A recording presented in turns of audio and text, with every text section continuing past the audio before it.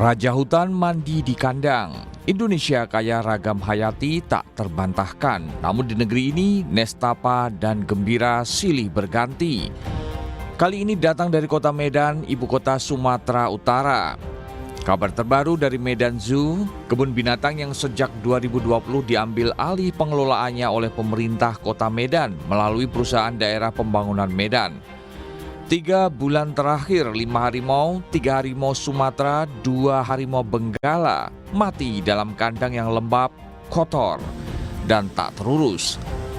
Kita prihatin di tengah deretan kabar kematian satwa ikonik di hutan alam, ada pula kabar kematian satwa koleksi di lembaga konservasi dengan kaedah etika dan menjunjung tinggi kesejahteraan satwa. Apalagi lembaga itu milik pemerintah yang memiliki sumber daya. Kabar kematian pertama tersiar pada November lalu ketika harimau Sumatera bernama RH mati karena sakit-sakitan. Awal Desember disusul kematian harimau Benggala Avatar.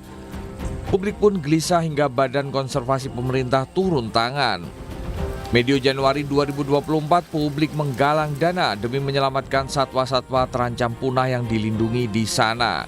Sekitar 300 orang membersihkan rumah 255 satwa. Hingga hari ini Perhimpunan Kebun Binatang se-Indonesia PKBSI masih membantu tenaga kesehatan dan pakan. Pihak manajemen Medan Zoo mengakui mereka didera krisis keuangan. 5 bulan terakhir karyawan tidak digaji. Pakan satwa terutang 4 bulan. Medan Zoo hanya mendapat pemasukan 36 juta sebulan dari retribusi pengunjung, sedangkan biaya pakan 80 juta rupiah dan gaji karyawan 60 juta rupiah per bulan. Belum lagi biaya kebersihan, listrik, dan air.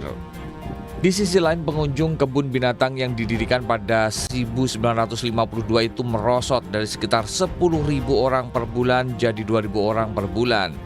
Pandemi COVID-19 jadi kambing hitam.